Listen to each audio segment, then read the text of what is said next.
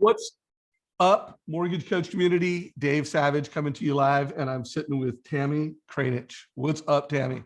How are you? So exciting to be here. It's such an honor to even be on this stage. I'm so honored. Well, I do interviews with loan officers because of you. I mean, you when we were doing the prep call, you were saying how much value you've gotten, how much inspiration you've gotten, and that really is the mortgage coach why when it comes to creating content and so much social media content. So guys, she is going to the next level. In terms of production, let me pull up your numbers real quick, or the ones that you just sent me a few minutes ago. Tammie has closed, is that right? For last year, you did 42 million for 112 units. This year, you're at 28 million for 89 units. So you're clearly surpassing last year's numbers. And you're doing that despite the fact that you lost, the industry's lost over $1 billion in refis. What is your goal for this year? Where do you want to land for the year? So my goal for this year is I want to land at 50 million with 200 units total, help 200 families buy a house or save money. Well, that's an awesome goal. And anybody that is actually improving their results in 2021 over 2022, kudos to you. Thank you. Yeah. And by the way, I'd love to know how many loan officers are beating last year's numbers. I do know a lot of top producers that are, but I also am talking to people that aren't beating last year's numbers. So if you are beating your results from last year right now, year to date, let us know down below. Are you up? Or are you down? So I know I want to talk about a bunch of stuff, but I know you also mentioned that you went through different periods where, okay, I have Mortgage Coach, but I'm not using it. And I hear great things about it, but you weren't using it. And the two things that got you on my radar to do this interview is, one, you posted a super well done Appraisal Gap social media post. So clearly you were putting it out there for real estate agents. And then two, within a couple of days of that, you posted that you became a black belt. So I'm like, who is this? So kind of tell us the story behind the story there. And how long have you been using Mortgage Coach consistently?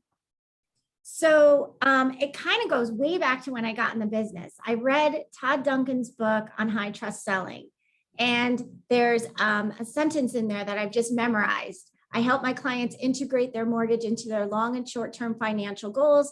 I help them maximize their payment and maximize their equity position. And I always loved it. And I took it and I made it mine. And that was going to be my selling proposition. But I didn't really know how to execute that. I didn't really know what that meant.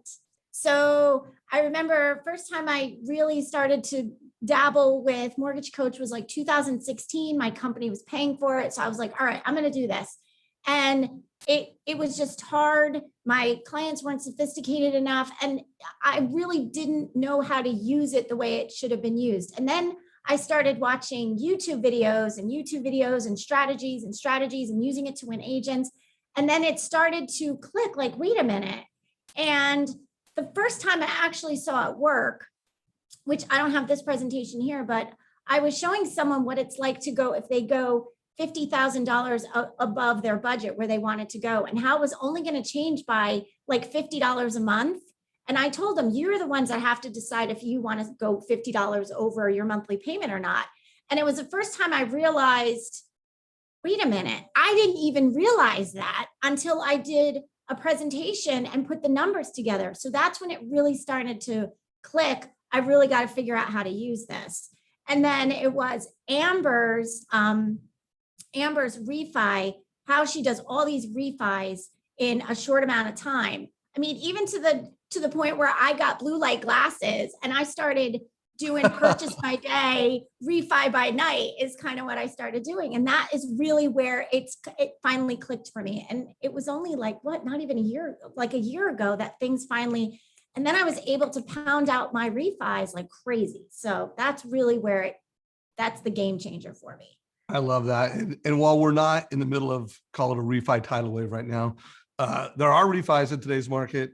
And let's face it, with where the economy's at, what interest rates are doing, there's likely to be more refi waves, maybe not a refi tidal wave.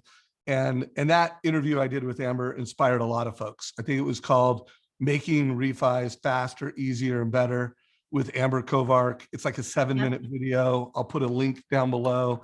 I would just say, if you want to be a black belt at mortgage advice, making refis easy, faster, and better, Mortgage Coach is a home run for that. And I think the month I interviewed her, she closed over 45 loans, most Yeah, of I which think were still purchase. But to your point, she said, hey, I'm doing refis at night and this is how I'm doing it. And so anyways, Amber, if you're watching this interview, check out the impact you're making for people, and for the community at large. yeah. So that was a moment where you went from, at one point, like, I've got this value prop, I'm an advisor, I help families with long and short-term goals, but you weren't doing it consistently, it sounds like. Correct. And you felt like, hey, Mortgage Coach is too much information for some people. So you hadn't really learned how to be a strategist yet. Correct. And then you saw that and you went like, oh, I got it. And it sounds like now you're doing a total cost analysis for every purchase, every refi. It's a standard. Every person, my assistant knows now that when we talk to a client, that every client needs to get, and she tees them up for me. But, there's probably people out there who don't have an assistant and think to themselves, I don't have an assistant, so I can't do it. I've timed myself. It takes me 8 minutes to type all the information in, not download it, the Fannie Mae file like you used to be able to do, type all the information in, fresh in my mind. You just had the conversation. It literally takes me 8 minutes. And then when I get those conversations, I'm putting it in-house. I'm able to do the how high can you go? If I'm 50,000, what's the now I can do it on my phone. I can't imagine my business without it now. Yeah, and that is an objection we get in the sales process. Oh, my consumers don't want that, or it's too much information from them. And I don't actually say it like this to people, but hey, that's a training issue. Everybody Yes. wants it. It's just a question of how you frame it, when you frame it. Some people you go deeper into it. Right. Some people you give more options, but some people it's just 2 options. Hey, here's best case, here's worst case. And then now let's get this off the table. So we're also in an appraisal gap market. I mean, not every market in America is getting a lot of appraisal gaps. Some are, but it's still a concern of most consumers. Like, hey, what happens if? So it sounds like you're doing a lot of option A, option B, and you're just helping families get clarity and confidence in purchases. Is that accurate? Yes, that's accurate, because where I am in my part of the world, we at least for me, I don't see a lot of it. We are having some ridiculous above ask offers, but our appraisers seem to be catching up. So I don't really see, 5,000. So the one that I did that got me my black belt, that was the biggest one I've seen. It was $55,000. And the seller, now I had prepared, because it's every listing agent, I don't care where you are in the market, what part of the world you're in, every listing agent is worried about that. So when you present an alternative to just dropping $55,000, because my client didn't have $55,000.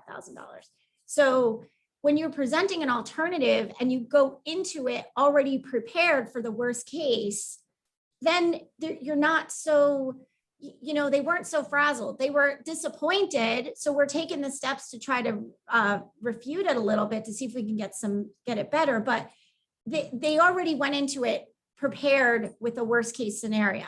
And then so we've already got a backup plan. So we've already known, and that helped them win the offer because we had a plan. Yeah, well, and I'm hearing that every place right now. Mortgage Coach is getting more used than ever on purchases, because not only do you need to give them confidence to make the highest possible offer in a pre-approval, but there's more MI options than ever. So you're just having to show families options so that they have clarity. So you did a video on Facebook, and it really looked like your audience for that was realtors. Why don't you give me the backstory on that? Why did you do that? Did you learn that from Amber also? Because Amber was one of the first people to bring that strategy to the community, or did you learn it from another video? No. So what happened was I put it together, and then I was actually kind of surprised myself about how I was kind of surprised about how it was going to work out myself. So I put it together and I was like, wow, I need to screenshot this, because I was kind of like, I read on the thread a little bit that some of the people were not sure how to do it. So I know in the community, I'll see like, I'm not really sure where, how these numbers work, which I kind of like, because I really don't want my competition to know exactly how to do it. So I kind of was okay with that. So what I did was, when I actually sat down and I started putting it together, I'm like, okay, this has to make sense here, here, here. So when I did it, I realized, wow, that's how this all works. So it's really what was a game changer for me when I actually got to see it full on. This is only $13. So then I just took a screenshot, saved it, posted it. I did not expect to get the I didn't expect to get the responses that I did. It was great. Did you get any leads? You get any new realtor leads from that? I did. As a matter of fact, I make it a point to call my whale agents, and I go through the top 25 list of agents every month, and I call and I congratulate them for being in the top 25. And what I did was so every month I call them.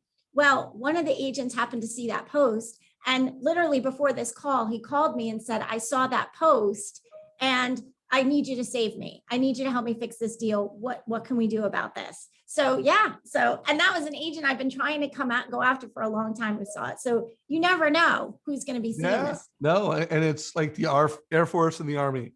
You use Mortgage Coach to show a strategy, you put it on social media, that's the Air Force. Of course, you're calling, and that's the Army, getting out there, getting after it. And you put that 1 + 1 + 1 = 10. You have a lead and you have a deal. So great job on that. Well, first of all, guys, if you are watching this and you're watching it live in our Facebook group and you have a question or a comment for Tammie, put those in comments live. If you're watching the recording in our YouTube channel, or it's now past the time of doing the live, but you have a question, put them below. We'll get them answered. So before I have you share your screen, and I want to get into a couple like mortgage strategies in today's market, where did you get the idea to even do the appraisal gap? Did you get that from a YouTube video in the Mortgage Coach YouTube channel? Yeah, I think it might have been another one of Amber's videos, or it might have been Kelly Zitlow who does them, but I've been seeing them and trying to figure them out. I think Keith probably has done a couple. I've seen a couple people post them. And like I said, I wasn't really sure what the backstory, like I didn't know how to do the behind, like I saw the end result, but I wasn't really sure how to do the back part of it, the behind the scenes part. And it wasn't until I sat down and learned how to do that it really gave me the confidence to be able to tell my clients how high, this is where we can go. Here's worst case scenario. So I learned the appraisal gap strategy from Mortgage Coach, like no doubt. So I want to make sure everyone knows we've got a playlist. It's no longer new, but it's called the Agent Advantage playlist. And these are actual videos by mortgage coaches for realtors educating on mortgage coach strategies. So Amber does have an appraisal gap, and you probably saw that. Kelly has one. Now, all of these they're giving you presentation ideas on how to create a video for an agent. So if you're a mortgage coach and you want to turn mortgage strategies into a competitive advantage in this market, I would watch them all. I mean, they're 4 minutes, 6 minutes. I binge watch Mortgage Coach videos like people watch Netflix. I sit home, and my husband, sometimes I'm like, listen, I've got like 3 videos. We just have to watch them. And I watch, and then he actually learns them. My husband's the best supporter when it comes to being in the business. He watches it, he learns them, and he'll pick up stuff that I didn't know. So it's definitely a family business, if you will. Well, I mean, again, you're clearly going to the next level because you're working hard to improve yourself, to make sure you had a value prop, but to make sure you could execute on that value prop. So Tammie, I know this will not be the last time I interview you, but let's pull up a TCA. You pick whether you want to show a refi or a purchase. You've watched a lot of these interviews, so you kind of know how I roll. I would love to just tell us a story, show us a strategy, so that other people can be inspired by you. There's going to be some loan officer on the East Coast or someone that just resonates with you, and you'll inspire them and teach them how to do something cool. So the first one I'll show you is the one that turned me into a black belt. So this is my, or actually, you know what? This is the one that I've become a big fan of the financed mortgage insurance option because I haven't really run into the appraisal gap problem, but I have run into clients wanting just because I know that they're using single premium MI with the mortgage, with the appraisal gap. So I started doing that first. So this was actually one. And a lot of times I would have the struggle with, I'm not sure. Here we go. Can you see And my screen? I see your screen. So Okay, good. we're good to go. Remember, guys, if you have questions about this, put them down below. If you don't know how to do what we're doing, we've got training every day of the week, but our Wednesday black belt training at 11 o'clock is a good one to get these questions answered. And our Q&A technical training on Thursdays at 9. But anyways, let's rock this out. Okay, so I've always heard you should always give 3 options. You should always give 3 options. And sometimes I didn't really have 3 options. Like either they can do this or they can do that. There's really not much to go with. So when I started hearing this appraisal gap strategy, that's when a single premium MI started coming on my radar a little bit more. So I started putting together the 3 options, like I'm going to do 10% down, or I'm going to do 5% down. Okay, well, if we do 5% down and there's an appraisal, we might need to change it. Or if you started at 10% and we need to change it to 5%. So this particular one that I did, I started with the 5% down and then you're 10% down. And this is basically what I say in the video. So I've presented 3 options for you. The first one is the first one is in the middle. That's the 10% down that you talked about. This payment here includes your principal, interest, blah, blah, blah. And this is with the monthly mortgage insurance. Then, of course, you have the option where you can put 5% down. Well, another option that you may not have considered is to finance the mortgage insurance. And now notice what that does with your monthly payment. So it's a little bit, in this case, it's very little, but it's, your cash to close, all this stuff. So I kind of put this together, and here's where it really got interesting for me. Not so much this side-by-side comparison, but more the savings over the time. So they're going to save, if they pay the monthly mortgage insurance, they're going to save $3,000 over 3 years.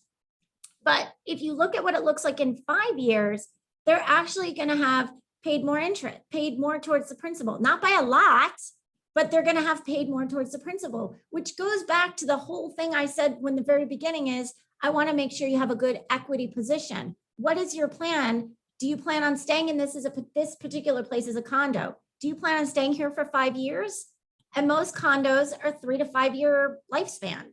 So, okay, we need to have you in the best equity position. So the single premium MI, short term, it's probably paying the monthly mortgage insurance, but long term, 5 years or more, maybe financing is the better option. And I wouldn't know that if I didn't have Mortgage Coach to kind of help me quickly make those decisions. And then so that was the first one that I did.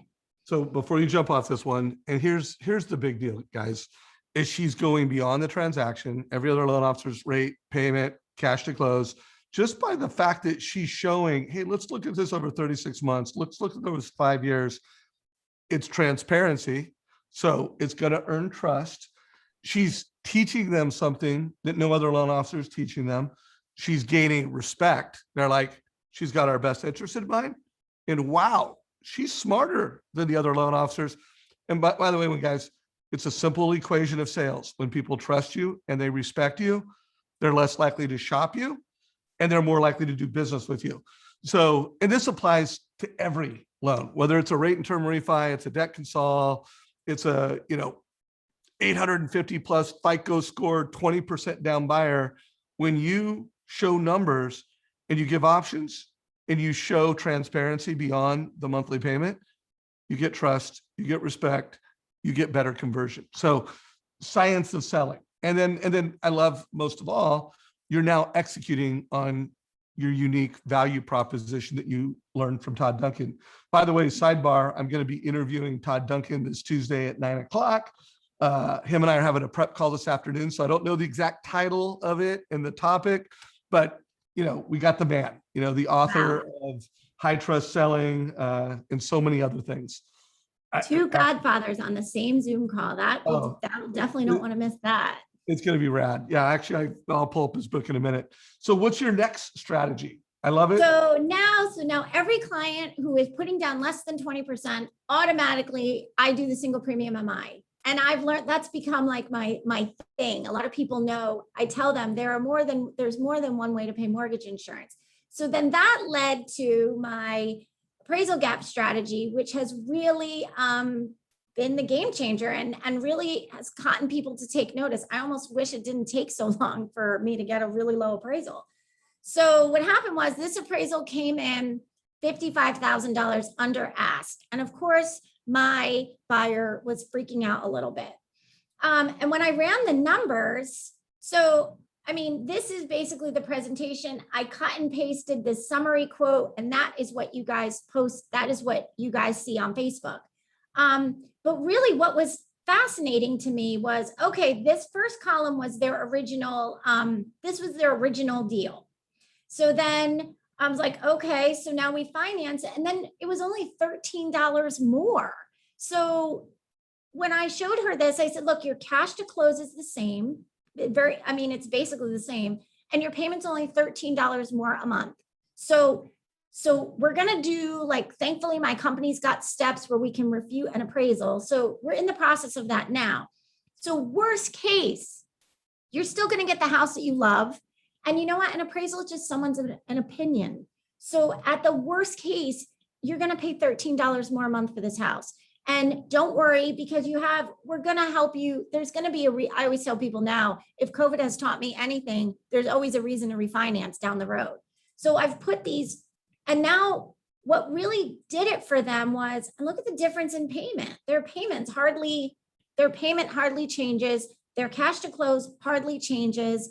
And when the realtor saw this really opened up people's eyes to the fact that the rate doesn't even matter, because in this case, the rate was exactly the same. So the rate is not what mattered. It's most people are going to go to this option, which is, where am I going to come up with an extra $55,000? Because her cash to close will go from 110 now to 153. How am I going to come up with an extra $55,000? And when you work with me, you don't have to. Well, I got you. And that just for the last 10 days now that we've been in this process, that has helped them sleep better, knowing that we've got a plan. Clarity and confidence. Click on the more information button just right above. Yeah, click on that. There, yes. I want to, show folks, we can get graphical, and then click on closing costs, where it helps call out specific if you did have single premium MI and nuances. So remember, guys, Mortgage Coach is really high level, or you can click and peel back the onion and get into the details. And in today's market, when buyers need clarity and confidence, if they're going to make the highest possible offer, which means a winning offer, they need clarity and confidence. And Mortgage Coach is helping you power that. And Tammie, you're amazing. I love that you're watching our YouTube channels, you're getting ideas, you're implementing them in the market. Any more strategies you want to share before we go into wrap up mode? Well, my last one that I just did was this was actually my favorite. This just happened like 2 days ago. I have a client tell me that you know what, I'm going to rent. He's paying $2,800 a month in rent. I'm going to rent. And because I think the housing prices are going to go back to pre-pandemic. So I'm going to wait and see what happens with the market. And then I'll buy something. And I was like, what was going on pre-pandemic? Because it was a great time for me, but what was going on pre-pandemic? So that's what I did. So the first one I did was what it is now. So this is what it looked like today, or on June 29th when I did this. And he's going to buy a condo and put down, here's his down payment. Look at the difference in payment. It's $2,200 a month. That's today. And then I'm like, okay, let's look at your pre-pandemic. So that $375,000 condo was $350,000. I asked an agent, so I do know it would have been $350,000. Look at that interest rate. the interest rate was 3.875. This is based on November 2019. So I just Googled what were the rates in November 2019, and that's what I pulled up. So look at the difference in rate. So, okay, do you really, and then 22.99 versus 23.27. Do you really want to go back to pre-pandemic? So, okay, there's pre-pandemic. Now, what happens if the housing market does continue to appreciate? Right here in where I am in Connecticut, we're average about 4%. So what if it does, that 350 house appreciates to 450, or that 375 house appreciates 4%? That's your new purchase price. And let's say rates stay flat. Your payment is still higher than it is now. And then, okay, let's say prices stay the same, but the rates go up. We'll say they go up a little, not maybe quite pre-pandemic, but they go up a little. You're still higher than you are now. So what I've learned, and basically what I told the buyer, is there's never the right time to buy is always now. It's like having a baby, starting a business, going back to school. There's never the perfect time to do something, but the right time is now, because you don't know what the future is going to hold. But here I've pretty much tried to capture everything that could happen. The rates go up, the prices stay down, the prices go down, the rates go up. So this is my newest one. And actually I just posted this one on Facebook that's gotten some views on it too. So I really love playing with this stuff. So mic drop, boom. You did a really nice job of walking through that. And we call this either the cost of waiting analysis or the why buy now analysis. I like cost of waiting because it's kind of taking a position that, we don't know what's going to happen. Let's just look at it. Whereas like why buy now, you're kind of coming in like, I built a presentation to make the case for buying now. Now if you could pull your screen back up, I want you to go into the login. We'll show that real quick, that TCA, pull it up. I want to do a little, you'll notice that in the bottom right-hand corner, she said, how much did you pay in principal and rent? Now go into the advice engine real quick and go into this particular client. And I want to show you something. What I would recommend, the actual advice engine where you created the TCA. Oh, okay. Go into that specific client. Do I have that one up? Yeah, just, go find it. And I want to show you how I would recommend that you present it. Go. Rent versus own. Okay. No. I want to go to that specific one. Okay. Yep. Here we are. Go to analysis. And now I want you in that where it says long-term chart type, change that, go down right there, and change it to total net worth. And here's what's going to happen, guys. It's going to give even more value. Wow, look at that. By the way, it's showing, do you want to keep renting or do you want to buy and look at your net worth? Because that's the big dollar. Like, it let them see that, hey, there's kind of a nuanced impact if rates go up, if values go up, but the net worth impact is real. So I wanted you to see that. I want you to click on one more thing before you stop sharing your screen. Click on settings in the upper right-hand corner. Settings. I want you guys to see, she's created 367 total cost analysis. So you're, go to the very top again real quick. You'll notice that they've been viewed 1,633 times. So remember, not just the buyer is seeing this advice, but friends of the buyers are seeing this advice. Family members of the buyers are seeing this advice. Real estate agents are seeing these strategies and advice. So you're getting more referrals. Kudos to you. You've created 111 videos. So it looks like you're putting a video on most of these. So go ahead and stop sharing your screen. Okay. So let's see if we have any questions that have popped up in Facebook Live real quick before we go into wrap up mode. And remember, guys, if you have questions, you have comments, things that you liked about this, let us know what they are. If you liked it, give it a like down below. Share this with your mortgage friends. Look like Alec Hansen is tuned in. What's up, Alec? And it doesn't look like we have any questions. So let's go into wrap up. Is there anything else? You've watched a lot of this content. Is there anything else you want to share before I ask my last question? I just want to say, if you guys have been dabbling with this, or it's one of those things that you want to do that you just keep putting off, like the best thing to do is to just start learning. Just start simple. Don't worry about adding closing costs in there. Don't worry about learning the long and the short term part. Just put together side by side comparisons for your clients, because they are paying attention to that. They're getting Excel spreadsheets and loan estimates from our competition. And when they ask me, if sometimes I'll say, let me just get this presentation for you. And they see they think I slaved over this for hours. They don't realize that, I've gotten so fast at it, and it takes practice. Once you get into the routine of every client, it's going to make you a better loan officer, because you're going to think of things you didn't think of before. So when you had that thought a long time ago that, oh, this is too much information, or my clients don't like it, I mean, you were wrong. I mean, I was wrong. I wish I had done this back. I wish I'd been doing this for 10 years. I probably these numbers would have been 10 years ago. So, yeah. So guys, just a reminder to make sure you create 25 total cost analysis or more. The first 2 or 3 are hard. And then once you get past the data input, learning how to have the conversation with the client, it takes some trial. So I always tell people, don't, your first 10 TCAs, don't do those on your hot today leads. Go to your pre-approval funnel. Everybody's got a pre-approval funnel, and go to some of those pre-approvals that have been in your funnel for 2 weeks, 3 weeks, or you know what? Hey, I need to update it. Create a TCA for your pre-approval funnel and use it as a re-engagement tool.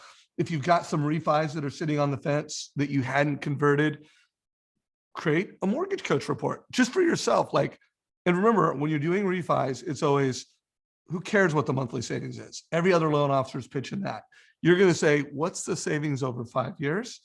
And then you're always going to say, what's the difference between today, the refi and the current loan? What if they prepaid that? Put that in option 3, and then show them, hey, you can save this much a month. Look at how much that is 5 years. And if you reinvested that to pay off the mortgage, look at how much faster you could pay off your loan, and look at how much interest you'd save. Get refis off the fence and into process. Tammie, closing thoughts before we wrap. You know what? I have always wanted to be I always wanted to be worthy of being on this channel. So I am so honored to be among these people that are using this. Like I sometimes I have to pinch myself and just to just be here. So it's really, and then the thing is, just do it. Just start using it. And if anyone has any questions, just Google me. I'll be happy to walk you through how I did my first couple. So that's super nice of you. And guys, this is what makes our community so great. We have humble, hungry professionals, no matter where they're at in their career. She's clearly going to the next level. I remember when we had our prep call, you're like, I don't know if I'm worthy. And I'm like, you're doing 40 million. You're almost 50 million. You did 100 loans last year. You're on track to do 200. You are worthy. And you did the work. You did 300 total cost analysis. So I can't wait to interview you again. If you do hit 200, that's an automatic interview by the end of the year. Okay. And even if you don't hit the 200, let's jump on this again, because I think there's a lot of folks. Well, I interview incredibly, 500 loans a month or 500 loans a year. Shop Benosian, the top loan officer in the country. I'll interview a lot of elite, the best of the best, but you are a top loan officer. You are a top producer, and I would love to do more interviews like this. So thank you so much. Thanks, everybody.